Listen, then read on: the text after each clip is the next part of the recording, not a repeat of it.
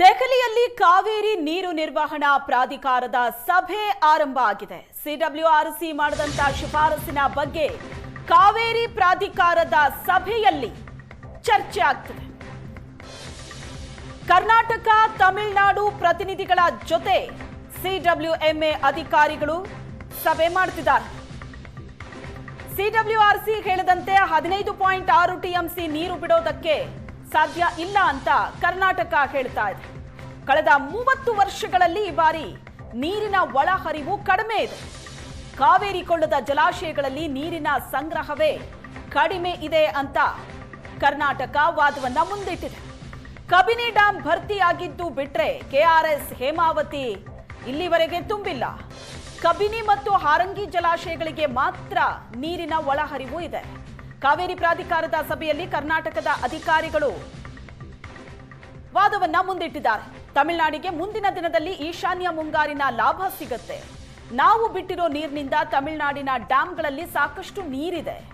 2027ರ June ವರೆಗೆ ಕುಡಿಯೋದಕ್ಕೆ 40 TMC ನೀರು ಬೇಕು ಅಂತ ಕರ್ನಾಟಕ ಹೇಳಿದೆ.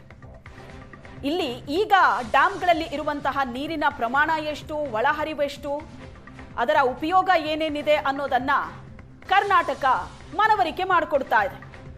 ಕಾವೇರಿ ಕೊಳ್ಳದ ಜಲಾಶಯಗಳಲ್ಲಿ ನೀರಿನ ಸಂಗ್ರಹವೇ ಕಡಿಮೆ ಇದೆ. ಅಧಿಕಾರಿಗಳು ಈಗಾಗಲೇ ಮನವರಿಕೆ ಮಾಡಿಕೊಡ್ತಾ ಇದ್ದಾರೆ. ಕಳೆದ 30 ವರ್ಷಗಳಲ್ಲಿ ಈ ಬಾರಿ ನೀರಿನ ಒಳಹರಿವು ಕಡಿಮೆ ಇದೆ. ಕಳೆದ 30 ವರ್ಷಗಳಲ್ಲೇ ಮೊದಲನೇ ಸಲ ಒಳಹರಿವು ಇಷ್ಟು ಕಡಿಮೆ ಇರೋದು. ಕಬಿನಿ ಡ್ಯಾಂ ಭರ್ತಿಯಾಗಿದ್ದು ಬಿಟ್ರೆ ಕೆಆರ್ಎಸ್ ಆಗಲಿ, ಹೇಮಾವತಿ ಡ್ಯಾಂ ಆಗಲಿ ಇದುವರೆಗೂ ತುಂಬಿಲ್ಲ ಈ ಡ್ಯಾಂಗಳು. ಮುಂದಿನ ದಿನಗಳಲ್ಲಿ ಕುಡಿಯೋ ಅಗತ್ಯಕ್ಕಾಗಿ ನೀರು ಸಂಗ್ರಹಿಸಬೇಕಾಗಿದೆ. ಇದಿನ್ನೂ ಮಳೆಗಾಲದಲ್ಲೇ ಮಳೆ ಸರಿಯಾಗಿಲ್ಲ. ಮುಂದಿನ ಬೇಸಿಗೆ ದಾಟಬೇಕು. ಕುಡಿಯೋ ನೀರಿನ ಸಂಗ್ರಹ ಮಾಡ್ಕೋಬೇಕಾಗಿದೆ. ತಮಿಳುನಾಡಿಗೆ ಮುಂದಿನ ದಿನದಲ್ಲಿ ಈಶಾನ್ಯ ಮುಂಗಾರಿನ ಲಾಭ ಸಿಗತ್ತೆ. ಮುಂದಿನ ತಿಂಗಳಿಂದ ಮಳೆ ಶುರುವಾಗುತ್ತೆ. ತಮಿಳುನಾಡಲ್ಲಿ ಭರ್ಪೂರ್ ಮಳೆ ಆಗತ್ತೆ. ನಾವು ಬಿಟ್ಟಿರೋ ನೀರಿನಿಂದ ತಮಿಳುನಾಡಿನ ಡ್ಯಾಂಗಳಲ್ಲಿ ಸಾಕಷ್ಟು ನೀರಿದೆ. ಈಗಾಗಲೇ 4.5 ಟಿಎಂಸಿ ನೀರು ಆದೇಶ ಕೊಟ್ಟಿದ್ದು ಬಿಡಬೇಕು ಅಂತ. 4.5 ಟಿಎಂಸಿ ಜೊತೆಗೆ ಹೆಚ್ಚುವರಿ 3.5 ಟಿಎಂಸಿ ನೀರು ಕರ್ನಾಟಕದಿಂದ ತಮಿಳುನಾಡಿಗೆ ಹೋಗಿದೆ. ಸಾಕಷ್ಟು ನೀರಿದೆ ತಮಿಳುನಾಡಿನ ಡ್ಯಾಂಗಳಲ್ಲಿ. 2027ರ ಜೂನ್ ತನಕ ಕುಡಿಯೋದಕ್ಕೆ ಬೇಕಾಗಿದ್ದು 40 ಟಿಎಂಸಿ ನೀರು. ನಮಗೆ ಅಷ್ಟು ನೀರಿನ ಅಗತ್ಯ ಇದೆ.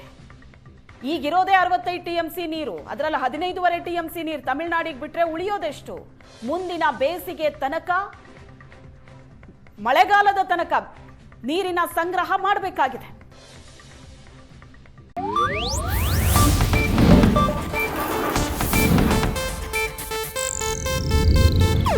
ಇದು ಏಷ್ಯಾನೆಟ್ ನ್ಯೂಸ್ ನೆಟ್ವರ್ಕ್ ಪ್ರಸ್ತುತಿ.